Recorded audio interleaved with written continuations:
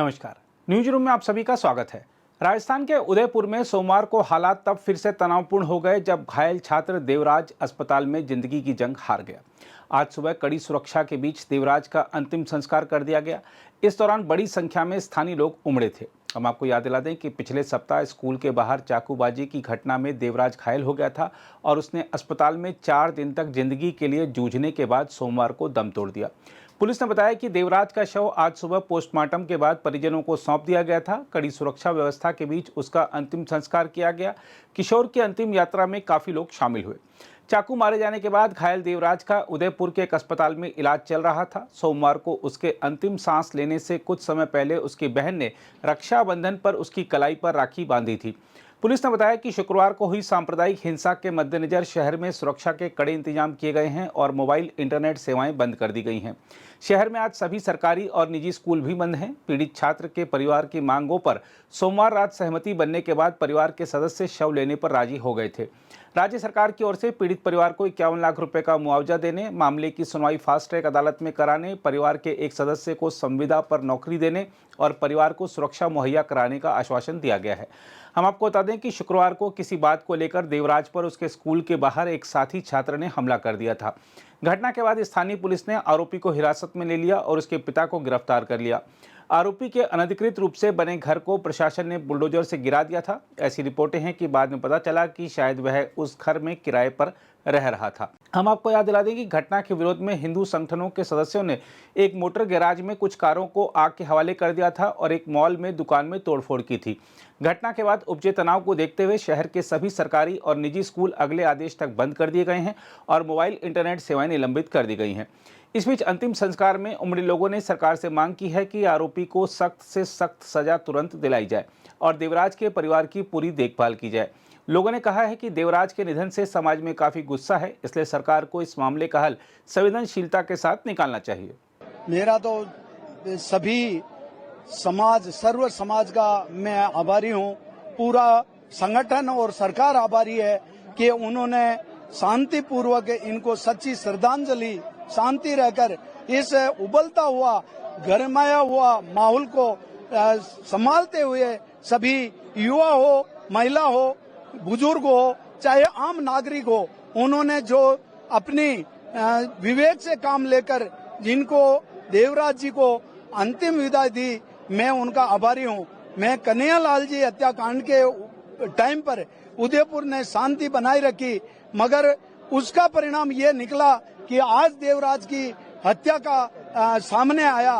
तो वास्तव में ऐसी दोबारा पुनरावृत्ति ना हो, उसके लिए इस देवराज के हत्यारों को कड़ी से कड़ी सजा दे और फांसी तक उनको पहुंचाए, तभी जाकर इसको सच्ची श्रद्धांजलि होगी और आने वाला ये जो क्राइम घटेगा, ऐसा अपराध करने वाले पे डर रहेगा।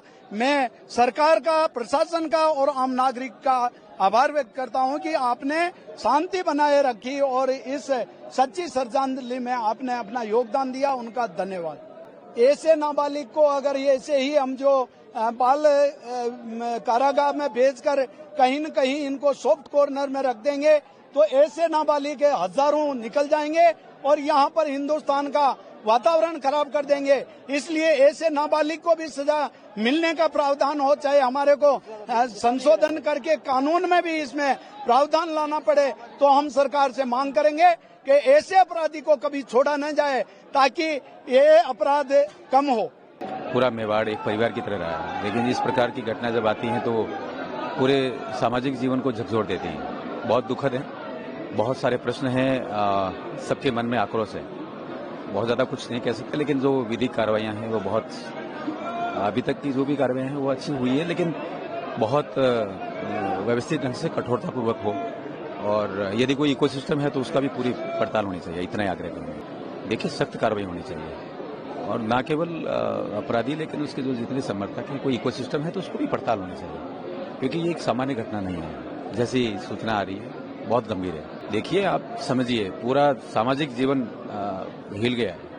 आप सभी जानते हैं, बहुत सारी इसमें कहने सुनने के लिए कुछ भी शेष नहीं है, लेकिन बहुत गंभीर है। सख्त कार्रवाई होनी चाहिए और पूरा समाज, पूरा क्षेत्र उस परिवार के साथ है, संवेदना व्यक्त करता है। लेकिन और कठोरतापूर्वक कार्रवाई जरूरी है। ऐसा है कि उदयपुर शहर की जनता ने धैर्य का परिचय दिया है। गुस्सा बहुत था, लेकिन उसके बावजूद भी शांति व्यवस्था बनाए रखा, उसके लिए धन्यवाद। शहर के अंदर जिस तरह से देश भर के अंदर टुकड़ा टुकड़ा गैंग पिछले 5 वर्षों के अंदर जिस तरह से देश भर में व्यवस्था का जो वातावरण बना रहे हैं, उसी का परिणाम कन्हैयालाल हत्याकांड हुआ है, उसी का परिणाम देवराज की हत्या का कांड हुआ है। और सरकार से मैं आग्रह करूंगा कि योजनाबद्ध तरीके से अब बच्चों को आगे किया जा रहा है ताकि उनको नाबालिग का लाभ मिले। कानून में सुधार करें और इस तरह की कुछ धाराएं जोड़े कि जिसका इंटेंशन क्या है उसके आधार पर सजा का प्रावधान दिया है। केवल नाबालिग होना ही उसका प्रावधान नहीं, उन प्रावधानों में चेंज करे सरकार और ऐसी उसके नीचे तक तय तक जावे, क्योंकि केवल एक बच्चे की हत्या नहीं है, इसके अंदर एक साजिश का परिणाम है। जानबूझ के ऐसी जगह पर ही वार किया गया था कि जहां ये बच्चा बचे नहीं। पिछले समय में इसने कई किरदार धार्मिक प्रवृत्ति का था, कई किरदार ऐसे निभाए। अभी आज ही अखबार के अंदर राम का फोटो है। तो ये इस तरह के जो सरकार धर्म विरोधी तत्व हैं वो इस तरह का प्रयास करके वातावरण शहर के अंदर बना रहे हैं और आज सारे शहर में शांति बनाई रखी, उसके लिए आभार। सरकार ने कठोर कार्रवाई की है, निश्चित रूप से धन्यवाद की बात है। आज इस अंतिम संस्कार में समाज के सभी लोग यहाँ पर उनको श्रद्धांजलि देने के अर्पित हुए हैं। 3-4 दिन से मृत्यु से जूझ रहे थे, वो अपने जीवन और मृत्यु से जूझ रहे थे और शहरवासियों में काफी आक्रोश है और जिस धैर्य और शालीनता का परिचय शहरवासियों ने दिया, उदयपुर की शांति व्यवस्था को बनाए में रखा है। हम तो प्रशासन से और यही मांग करते हैं और हमारे बार काउंसिल उनसे भी ये निवेदन करते हैं कि इस बच्चे की कोई पैरवी नहीं करें और सभी लोग संगठित होकर इस प्रकार के जो कांड होते हैं उसके अंदर हम सब संगठित होकर समाज को भी इस प्रकार का चेताएं कि समाज में सौहार्द और सामंजस्य वातावरण बना रहे। और ये जो क्षतिपूर्ति बहुत असंभव ऐसा होनहार बालक था, आज हम सभी लोग सच्चे मन से उनको श्रद्धा सुमन अर्पित करते हैं और शहरवासियों से शांति की अपील करते हैं। ये देख लो आप कितने पब्लिक दुखी है, क्या करेंगे। मैं तो बेटा चला गया, मेरा हाथ से निकल गया है, बस उसके लिए फांसी की सजा उसको होनी चाहिए। क्योंकि मेरी तो मांग ये है कि कड़ी से कड़ी सजा मिलनी चाहिए। मैं तो यही चाहता हूँ सख्त कार्रवाई हो उसके, जो आज मेरे बेटे के साथ हो, किसी और बेटे के साथ ना हो। पूरी प्लानिंग के साथ हत्या की है। नाबालिग का कानून नहीं लगाया जावे, इसमें हत्यारे ने प्री प्लानिंग से हत्या की है। इसको पूरी सजा बालिग की तरफ मिलनी चाहिए। हत्यारे के लिए कोई नाबालिग कानून नहीं होता है। सरकार को भी इस पे सोचना चाहिए, क्योंकि अब वो यूट्यूब का जमाना आ चुका है। आज 8-10 साल का बच्चा सब समझता है, सब कुछ देख रहा है और आप कानून चल रहे हो पुराने बरसों 100-500 साल पुराने, तो वो नहीं चलेंगे। अब 10 साल का आदमी बच्चा प्लानिंग करने लग गया है मारने के लिए। इतनी हत्या, इसे निर्मम हत्या कर दी इसने कि उस जगह पे जांग पे उसने चाकू लगाया जहां पे उसमें जिंदा नहीं रह सकता वो। और इसके लिए उसको सख्त से सख्त कोई कानून में कोताही नहीं बरती जाए। और ये हमारी पूरी समाज की भी मांग है और सर्व समाज की मांग है। ये परिवार पे तो इतना दुखों का पहाड़ है कि ये इतना सीधा आदमी है कि इसको बोलने भी नहीं आता है। और ऐसे आदमी के बच्चा, इसका भविष्य केवल एक बच्चा था जिसके आधार पर ये जी रहे थे। समाज की यही मांग है कि हमने तो 2 करोड़ की मांग की थी, लेकिन सरकार ने 51 लाख रुपए के लिए कहा है और उन्होंने सभी संगठनों ने और भी सहयोग करने की प्रस्ताव रखा है कि हम जो भी हो सकता है इससे और अधिक सहयोग करेंगे।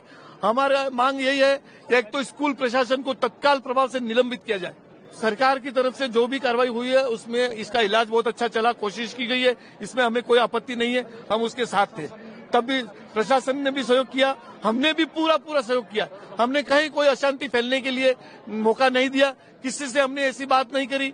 हमने हमारा इंतजार किया कि 1% भी अगर कोई चांस है जीने का तो उसके लिए हम इंतजार ही कर रहे थे।